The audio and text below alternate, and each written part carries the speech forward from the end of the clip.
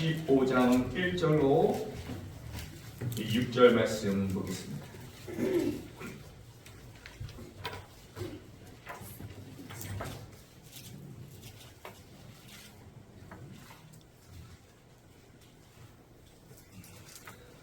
우리 마태복음 25장 1절로 6절 말씀 우리 같이 한 목소리로 합독하겠습니다. 시작.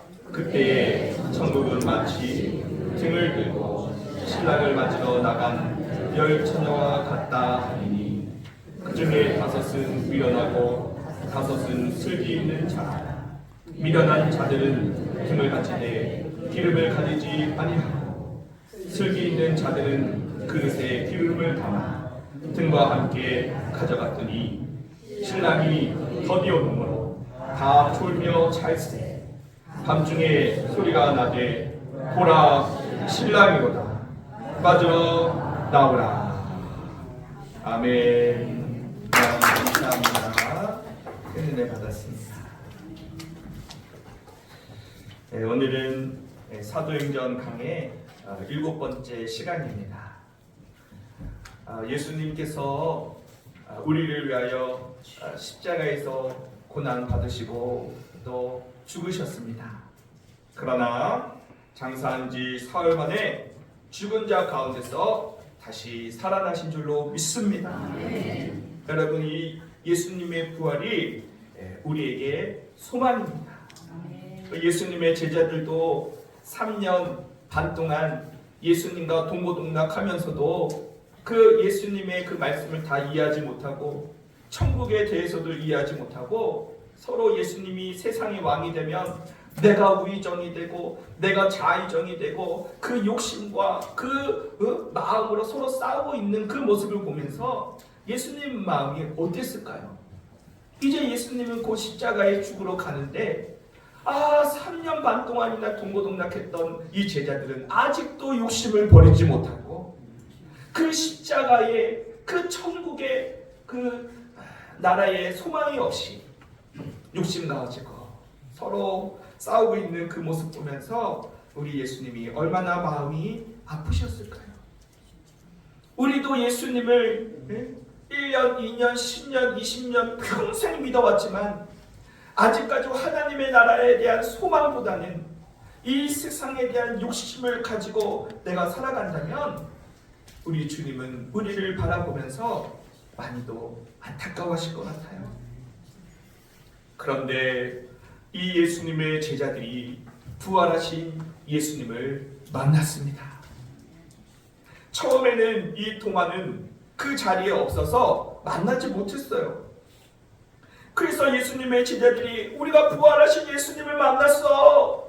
내가 그 예수님의 못자국 난 그 손을 보고 그 옆구리의 창자국을 보았어. 예수님은 부활하셨어. 그럴 때 도마는 믿지 못했어요. 아니야, 나는 못 봤어. 내가 그의 손에 못자국을 보고 내 손가락을 그 못자국에 넣고 그 손을 그 옆구리에 넣지 않고는 내가 믿지 아니할 거야. 그런데 그때도 우리 예수님은 그 믿음 없는 그 도마를 보고 계셨어요. 그리고 8해가 지나서 예수님께서 도마에게 찾아와서 그대로 이야기합니다. 도마야, 내 손가락을 내밀어 내 손을 보고 내 손을 내밀어 내 옆구리에 넣어보아라. 그리고 믿음이 없는 자가 되지 말고 믿는 자가 되어라 라고 말씀하실 때 이 도마는 그 부활하신 그 예수님에 대한 믿음과 확신을 가지고 예수님 나의 주님이십니다. 예수님 나의 하나님이십니다. 라고 고백하고 이제는 완전히 변화된 삶을 살고 이제는 욕심 부리면서 살아가는 것이 아니라 하나님의 나라와 그의 의를 위하여 복음을 전하다가 인도에서 순교하기까지 부활의 증인으로 살아가게 되었던 것이지요. 여러분, 우리도 부활하신 주님을 만나면 우리의 삶이 변화돼요. 왜 내가 아직도 변화되지 못하고 천국 소망보다는 세상에서 죄를 짓고 이 세상을 따라가는가? 부활하신 예수님을 만나지 못했기 때문입니다. 부활하신 예수님을 만나면 예수님이 나의 주인 되심을 고백하고 예수님이 나의 왕이심을 고백하게 되고 이제는 예수님이 나의 하나님이심을 믿기 때문에 그 말씀대로 순종하여 부활의 증인된 삶을 살아가게 되는 것이죠. 그리고 부활하신 예수님은 하늘에 오르사 전능하신 하나님 우편에 앉아서 지금도 이 세상을 통치하고 계시는 줄로 믿습니다. 그리고 저리로서 산자와 죽은 자를 심판하러 오시리라. 이 저리로서라고 하는 말은 그 하나님의 보좌 우편 거기로부터, 그러니까 저리로서는 거기로부터, 그 하나님의 보좌 우편 거기로부터 산자와 죽은 자를 심판하러 오시리라. 이것이 우리의 신앙 고백이에요. 그래서 기독교는 이 5가지 오중 복음을 믿습니다. 첫째는 성육신, 예수님께서 육신을 입고 이 땅에 오신 사건. 두 번째는 그 예수님이 십자가에서 나를 대신하여 죽으신 사건. 세 번째는 예수님께서 3일 만에 부활하신 사건. 네 번째는 예수님께서 하늘로 승천하신 것. 마지막 5번째가 바로 예수님께서 재림하시는 산자와 죽은 자를 심판하시는 그 재림이 마지막 5번째인데, 첫 번째, 두 번째, 세 번째, 네 번째는 다 이루어지고 이제 남은 것은 뭐죠? 재림입니다. 이 5가지 중에 하나라도 부인하면 이단이 되는 거죠. 그래서 성경에 보면은 예수님의 재림에 대한 약속이 1518번이 기록되어 있고, 또 성경의 예언이 32,500가지인데 그 중에 한 가지가 남았는데 그것이 바로 재림에 대한 약속입니다. 그래서 재림 설교가 중요한 이유는 모든 사람들이 예수님의 재림을 준비해야 하기 때문에 이 재림 설교가 어느 설교보다 예수님을 믿으면 복받고 잘되고 형통한 그 어떤 설교보다 중요한 거예요. 그래서 예수님께서 승천하실 때 천사들이 나타나 이렇게 증거합니다. 사도행전 1장 11절 말씀에 갈릴리 사람들아 어찌하여 서서 하늘을 쳐다보느냐. 너희 가운데 하늘로 올리신 이 예수는 하늘로 가심을 본 그대로 다시 오시리라. 그러니까 이 천사들이 말하는 거예요. 어찌하여 서서 보고만 있냐. 그게 뭐예요? 왜 보고 있냐. 예수님께서 너희에게 뭐라고 말씀하셨냐. 너희는 땅끝까지 이르러 증인이 되라고 말씀하시지 않았냐. 그러니 예수님이 가시는 것을 왜 보고만 있느냐. 예수님 다시 오시는 그날까지 복음을 증거해라. 그 얘기예요. 그러면 여러분, 재림은 언제 이루어지는가? 이 마태복음 24장 36절 말씀에 보면은 그날과 그때는 아무도 모르나니 하늘의 천사들도 아들도 모르고 오직 아버지만 아시느니라. 그날은 하나님만 아십니다. 그래서 그 누구라도 재림이 어느 날 있다 라고 얘기하면 이단입니다. 그래서 옛날에 우리 나라에도 다미선교회 그 이단이 뭐 10월 며칠 날 예수님이 재림하셔서 죽어나간다 해가지고 뭐 TV 방송으로도 나오다가 나중에 그것이 그냥 물거품으로 지나가니까 아이 거봐 교회에서 말하는 거 다 거짓말이라고 그러면서 그냥 물기식 작전.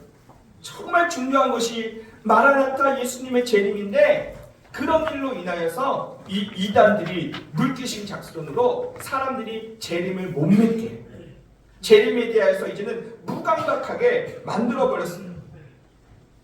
그러나 분명한 사실은 우리 예수님 다시 오십니다. 아멘. 그래서 성경에 보면은 예수님께서 다시 오실 때에 그 징조들이 기록되어 있어요. 그 징조들이 몇 가지를 말씀드리면, 마태복음 24장 7절 말씀을 보면은 처처에 기근과 지진이 있으리라.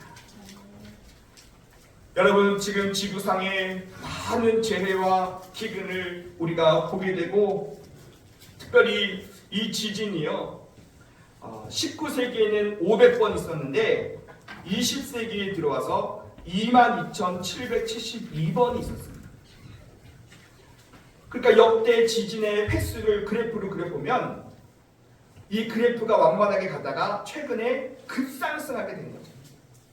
그것을 보면서 예수님의 재림이 가까웠다. 또 두 번째는 누가복음 21장 11절 말씀에 곳곳에 지진과 기근과 전염병이 있겠고, 여러분, 이 코로나라고 하는 이 전염병이 여러분 우연이겠습니까? 지금까지도 많은 전염병이 있었지만 온 세계를 흔든 전염병은 바로 이 코로나가 유일한데, 여러분, 이것을 보면서 우리가 예수님의 재림이 가까웠음을 우리는 기억해야 돼요. 또 마태복음 24장 10절 말씀에 보면은 민족이 민족을, 나라가 나라를 대적하여 일어날 것이다. 전쟁을 말한 것인데, 여러분, 최근 우크라이나, 러시아, 또 이스라엘과 팔레스타인의 이 전쟁을 지금 보고 계시죠? 이 전쟁은 이미 성경에 요한계시록과 또 다니엘서에 기록된 전쟁. 지금 우리가 그것을 보면서 우리는 경각심을 가지고, 주님은 곧 오시겠구나. 우리 주님은 끊임없이 우리에게 예고하고 또 예고하는 거예요. 그리고 마태복음 24장 11절 말씀에 보면은 거짓 선지자가 일어나 많은 사람을 미혹하게 했으며, 이 많은 이단들, 우리나라에 얼마나 많은 이단들이 많습니까? 특히 신천지의 이만희를 비롯해서 정말 이단들이 지금요 얼마나 극성이에요. 얼마나 극성이에요. 지금 길거리에서 전도하는 사람 보지 못해도요, 지금 롯데마트 앞에서 가면은 이단들이 열심히 전도하고 있습니다. 그것을 보면서 우리는 무엇을 생각해야 되는가? 야, 저 사람 정말 할 일 없네, 이렇게 생각하고 말 것이 아니에요. 우리 주님 곧 오시겠구나. 그리고 성경에 보면은 사랑이 식어지고 또 교회가 핍박을 당하게 되는데, 지금 코로나 이후에 여러분 길거리에서요 전도하면요 욕먹습니다. 기독교를 개독교라고 그러고, 목사를 먹사라고 합니다. 집사를 잡사라고 합니다. 전에는 목사님이 존경스럽고 교회가 하는 일이 좋았지만은 이제는 핍박을 당하고 욕을 먹는 이 시대를 보면서, 우리 주님 곧 오시겠구나. 그래서 오늘 성경 본문의 말씀은 여러분 우리가 잘 아는 열 처녀의 비유입니다.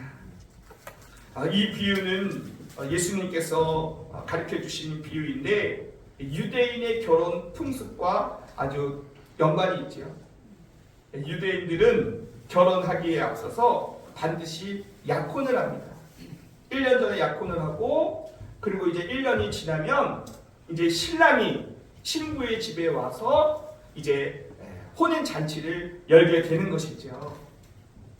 그런데 여기서 말하는 신랑은 예수님을 말하는 것이고, 또 열처녀는 예수님을 믿는 그런 성도들을 말하는 거예요.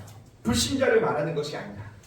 그런데 믿는 성도들 가운데서도 뭐한 사람이 있다는 거예요? 지혜로운 사람이 있고 미련한 사람이 있다. 여러분, 이 열처녀의 비유가 주는 교훈이 많이 있는데, 그 중에 핵심은 바로 준비하는 사람이 되어야 한다라는 거예요. 여러분, 사람이요 준비 없이 되는 게 있어요? 항상 준비하면서 살아갑니다. 하루 세끼 먹으려고 그래도요, 다 시장 가서 장 보고 요리하고 다 준비하면서 우리가 살아가고요. 특히 요즘 학생들은요, 그 대학문 들어가기 위해서요, 유치원 때부터 영어 공부합니다. 한국말도 못하는데 대학문 들어가려고 유치원 때부터 영어 학원 다니면서, 영어 유치원 다니면서 공부하면서요, 네, 그렇게 오랜 시간을 철저히 준비합니다. 어디 가려고요? 대학문 들어가려고.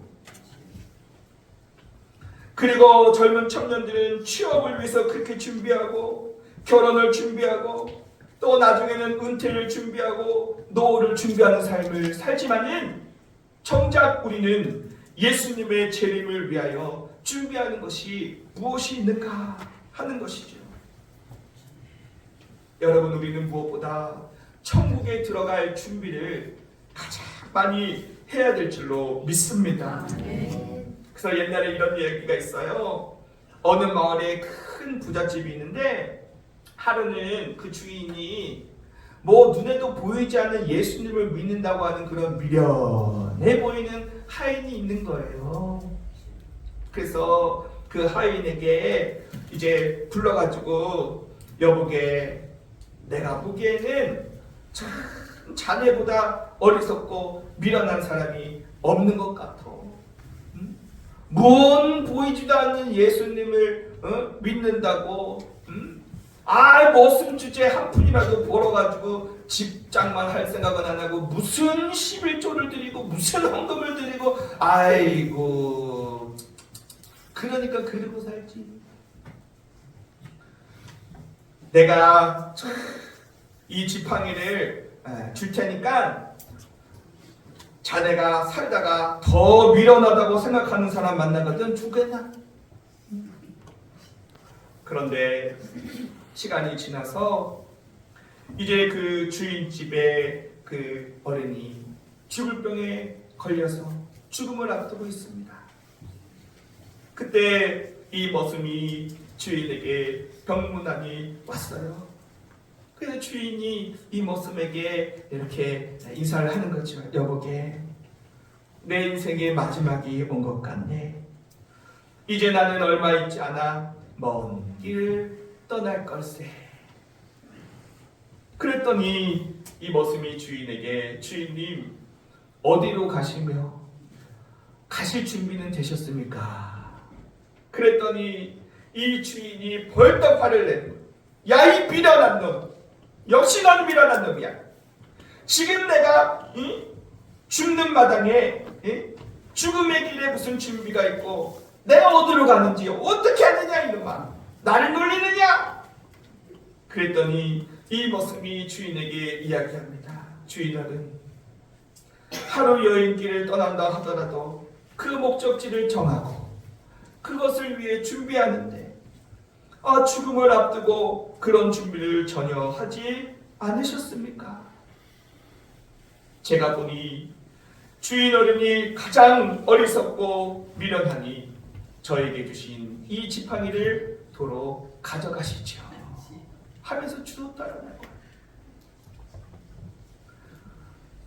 여러분, 우리는 마라나타 주 예수님 다시 오실 그날에 우리는 주님을 맞이할 준비를 반드시 해야만 합니다.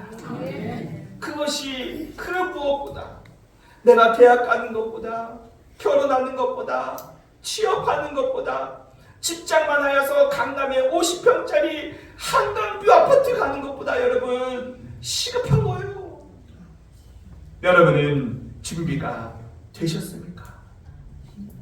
주님이 지금 오신다고 해도 마라나타 주 예수여 어서 오시옵소서 라고 외칠 수 있겠냐는 거예요. 여러분, 사람들이 마라나타 못 외칩니다. 왠지 아세요? 주님 지금 오시면 큰일 나. 내가 지금까지 직장만 하려고 청약 적금을 들어놓고 이제 다음 달 만기요. 다음 달 이사 날짜 다 잡아놓고 지금 이태리째 가구 다 지금 내일 모레 다 들어오겠는데 주님 오시면 어떻게 해요? 안 돼요. 지금 안 돼요. 나 지금 사랑하는 사람과 다다음 달 결혼합니다. 아유, 결혼도 못하고 내가 좀 안 돼요. 마라나타 못해요. 왜요? 욕심 때문에. 하나님의 나라에 대한 소망이 없습니다. 무지합니다. 미련합니다. 어리석습니다. 여러분, 우리는 바로 깨달아 무엇보다도 언제 주님 다시 오시더라도 오늘 밤이라도 마라나타 주 예수님 어서 오시옵소서 라고 외칠 수 있는 저와 여러분이 될 수 있기를 간절히 소망합니다. 그래서 오늘 본문 3장에 보면은 이제 미련한 자들이나 슬기로운 자들이나 다 기다리고 있었어요. 근데 문제는 뭐냐? 오늘 5절 말씀해 보니까 신랑이 더디게 왔어. 빨리 오고 제때 왔으면 다 들어가는데 더디게 왔다. 여러분, 이 비유에 많은 교훈이 있지만 저는 오늘 이것의 핵심을 두고 싶은 거예요. 예수님이 그 신랑이 더디게 왔다. 제때 왔으면, 빨리 왔으면 다 들어가. 그런데 어떻게 오셨다? 더디 오셨다. 그래서 결국에는 나눠지게 된 거예요. 양과 염소로, 미련한 것으로, 슬기로운 것으로 나눠지게 된 거예요. 여러분, 예수님께서 더디게 오신다 하더라도 이 본문의 사람들이 다 졸며 잤다라고 하는 이 미련한 자가 되지 말고 우리는 더디 오면 더디일수록 더욱 깨어 있어야 될 줄로 믿습니다. 그래서 옛말에 길이 멀어야 말의 힘을 알 수 있고 세월이 흘려야 사람의 마음을 알 수 있다라는 말이 있어요. 그래서 연인들이 나 당신 사랑해 그러다가 남자가 군대에 갔어. 그러면은 그 사랑이 작으면 군대 간 지 얼마 만에? 이틀 만에. 이틀 만에 고무신 거꾸로 신어가지고 전화했는데 연락이 안 돼요. 3년 기다린다. 연락이 안 돼. 이틀 만에. 다른 친구한테 연락이 왔어요. 바람났다고. 못 기다립니다. 그런데 정말 사랑하는 사람은 어떡하지요? 기다리는 거예요. 필승! 병장 강정민 제대를 명받았습니다! 라고 할 때 그 사랑하는 애인이 오빠! 하면서 기다리는 거요. 하루가 1000년 같아도 사랑하기 때문에 기다리는 거요. 제대할 때까지, 군대에서 다시 올 때까지.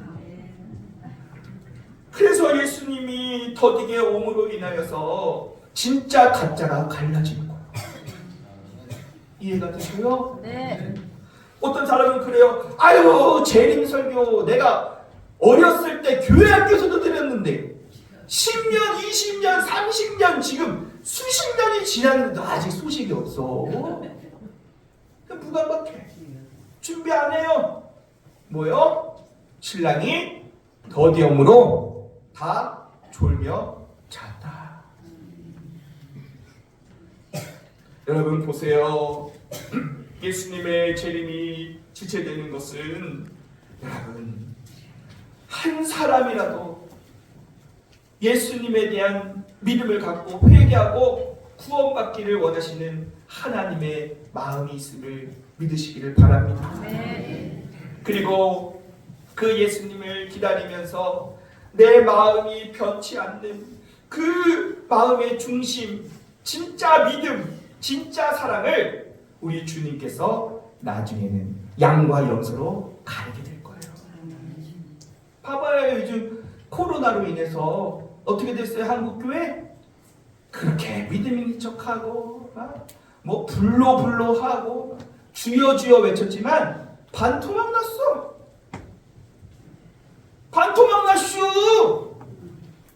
뭐예요? 전염병 하나 가지고 눈에 보이지도 않는 그 전염병 감기인디 그거 하나 가지고도 가짜와 진짜가 나누어지더라. 그런데 지금 우리 주님께서 기다리고 계심으로 인하여서 우리는 더 누가 진짜냐, 누가 진짜 하나님을 사랑하는 거예요. 그 인내, 그 기다림으로 인하여 누가 진짜 믿음의 사람인지를 우리 주님은 시험하고 계신다. 여러분 보세요. 그 옛날 이스라엘 백성들이 저 모세가 저 시내산에 올라가서 하나님께 기도하고 십계명을 받아들고 내려오잖아요. 그런데 성경에 보면은 출애굽기 12장 1절에 보면은 이 모세가 더디 내려옴으로 더디 내려. 빨리 제때 내려왔으면은 이스라엘 백성들이 금송아지 만들어가지고 우상 숭배 안 했어. 그런데 이 모세가 하산이 더딤으로 그들이 우상 숭배를 하고 금송아지를 만들면서 하나님 앞에 죄를 짓고 있는 거야. 그제서야 모세가 내려오고 그들의 이스라엘 백성들의 신앙이 다 헛되고 가짜라고 하는 것이 분명하게 되고 우상 숭배하는 사람들이 다 하나님 앞에 심판을 받고 약속의 땅 가나안 땅에 들어가지 못했습니다. 여러분 오늘도 마찬가지입니다. 예수님의 재림이 지체될수록 많은 사람들이요 불법과 타락과 세상의 향락과 쾌락에 빠져들어가게 될 것입니다. 보세요. 지금 세상이 어떻게 돌아가나. 말씀입니다. 예수님의 재림이 더딜수록 세상의 사람들은 죄악이 더욱 강해질 겁니다. 그러나 우리 예수님께서는 가장 깊은 영적인 잠에 빠져 세상의 타락과 죄악이 가득한 그때에 갑자기 임하셔서 알곡과 가라지를 구별해 내실 것입니다. 그러므로 우리는 예수님의 재림이 지체될수록 믿음과 성령의 불을 밝히고 준비함으로 언제든지 순결한 신부의 모습으로 주님을 맞이할 수 있는 완전한 준비가 되어 있기를 간절히 소망합니다. 이 미련한 자들, 이 미련한 사람들은 그 예수님께서, 그 신랑 되신 예수님께서 오신 후 혼인잔치에 들어갔을 때 문이 꽝 닫힌 거예요. 열어달라고 그랬지만 한 번 닫힌 문은 또 열리지 않았습니다. 노아의 방주를 기억하시죠? 노아의 방주 하나님께서 까짓 거 만들려면은 단 1초만 해도 무에서 유를 창조하시는 하나님이셔요. 그런데 배 하나 만드는데 120년 걸렸습니다. 120년.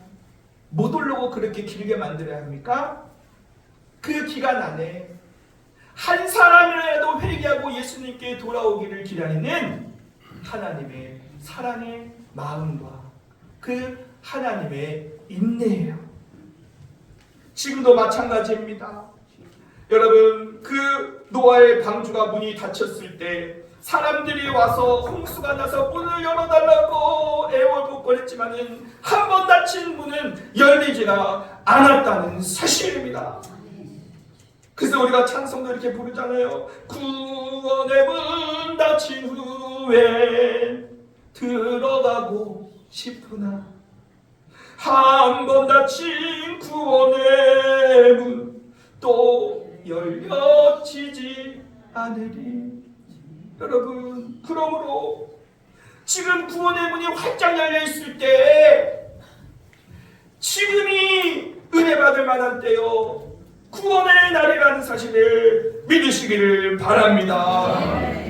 여러분, 세상 사람들은 먹고 마시고 즐기고 내 것을 소유하고 쌓는 일에 인생을 쓰고 있지만은 우리는 전심을 다해서 하나님을 위해 땀을 흘리며 수고하는 일에 투자해야 될 줄로 믿습니다. 구원의 은총으로 우리를 부르시는 주님, 오라 오라 방황치 말고 오라 죄 있는 자들아 내게로 오라 방황치 말고 오라.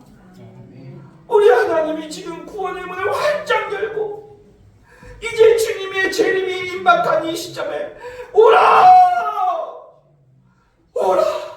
누구라도 내가 너를 위하여 십자가에서 죽었다. 내가 너에게 사죄의 은총을 베풀어 줄 테니 누구든지 오라. 누구든지 오라.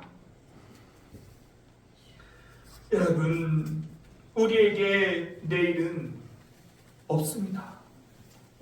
우리 찬양대가 찬양했잖아요. 내일이 난 몰라요. 여러분, 내일의 보장이 있는 사람은 아무도 없어요.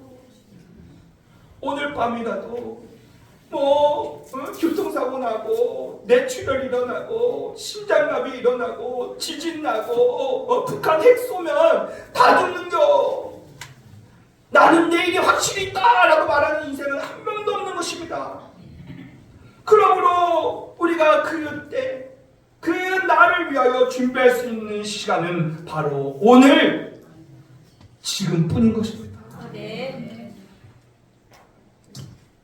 그러므로 성경에는 우리에게 결론적으로 말하기를 그런즉 깨어있으라.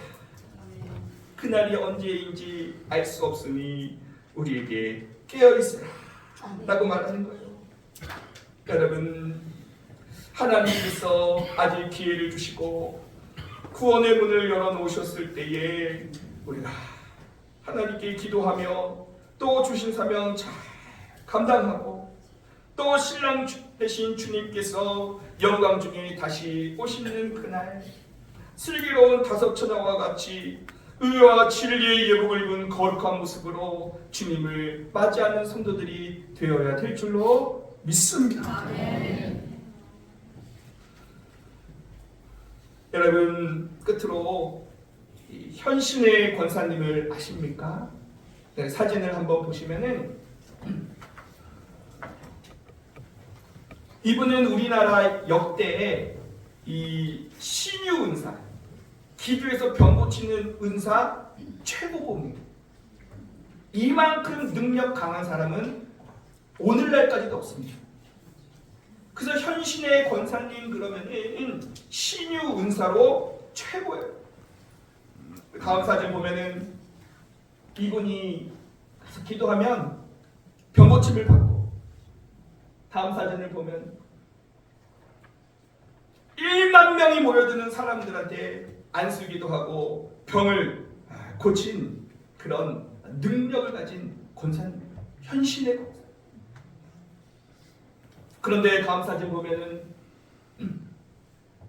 이분이 난치병도 고침으로 신문에도 날 정도. 다음 사진.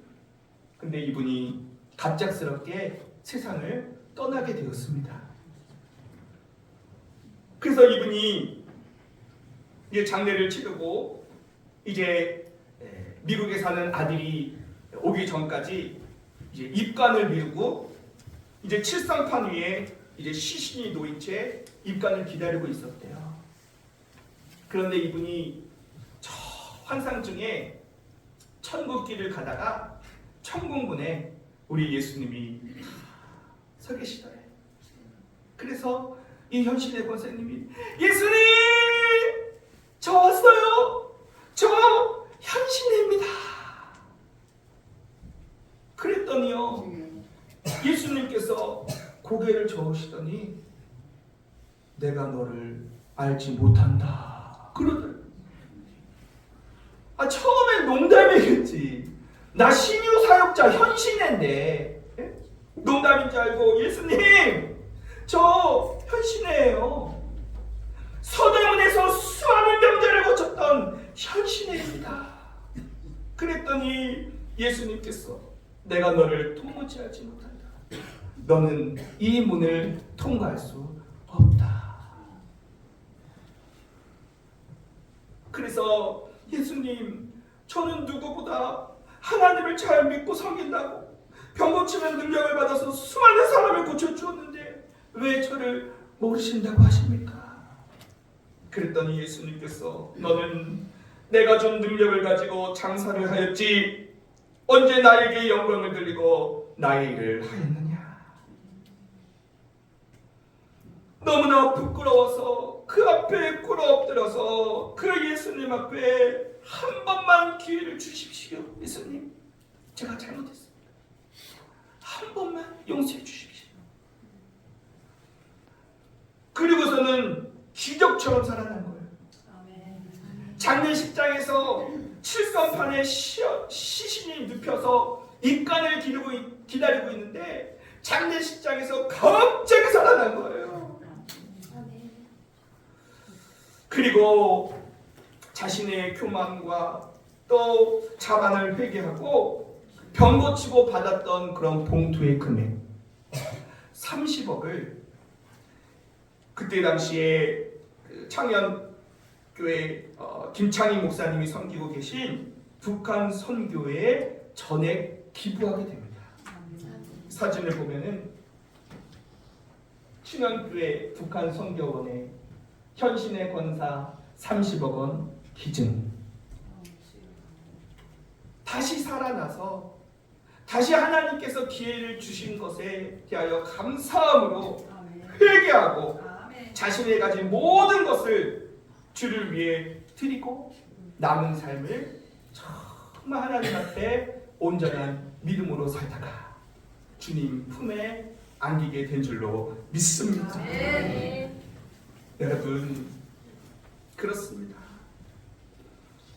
이 미련한 처녀들이 그 문을 닫힌 문을 두들기면서 열어주소서 했을 때 내가 너를 도무지 알지 못한다.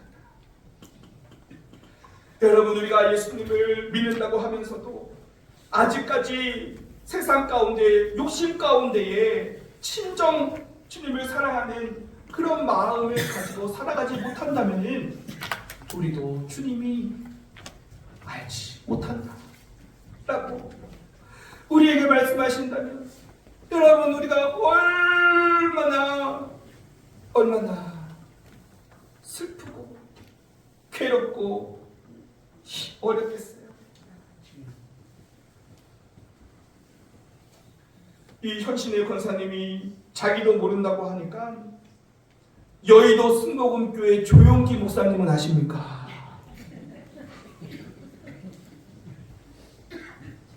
그렇게 물어봤죠. 그랬더니 예수님께서 나는 모른다. 목사도 몇몇 그때 유명한 목사님들 다 물어봤는데 거의 다 예수님이 모른다. 유일하게 안다고 하는 이 김창인 목사님한테 찾아가서 그가 운영하는 북한 선교단에 30억을 기증하고 조용기 목사님을 찾아가가지고 목사님 제가 죽었다 살아났습니다. 예수님이 저를 모르실대요. 그리고 목사님도 모르신답니다. 여의도 순복음교회 조용기 목사님 지나가는 개도 아는데 예수님은 모르십니다. 그 이야기를 듣고 그 조용기 목사님은 그 자리에서 꿇어 엎드려 하나님 앞에 펑펑 울면서 회개했다고 합니다. 여러분 우리가 목사, 장로, 권사, 집사, 직분으로 천국 가는 거 아닙니다. 부모님이 예수님 잘 믿는다고 해서 그 공덕으로 천국 가는 거 아닙니다.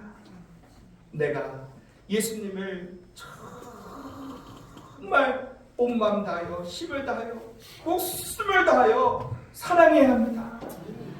그리고 예수님께서 우리에게 분부하신 그 명령을 지키고 깨어 기도하고 또 서로 사랑하며 살아갈 때 우리 주님께서 네가 잘하였다, 작은 일에 충성하였음에 내 주인의 즐거움에 참여할지어다.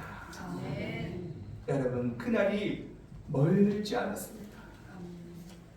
지금이라도 오늘 이 시간 하나님 앞에 회개하고 예수님이 나의 하나님이시고 예수님이 나의 왕이시고 예수님이 나의 주인 되심을 고백하시기를 바랍니다.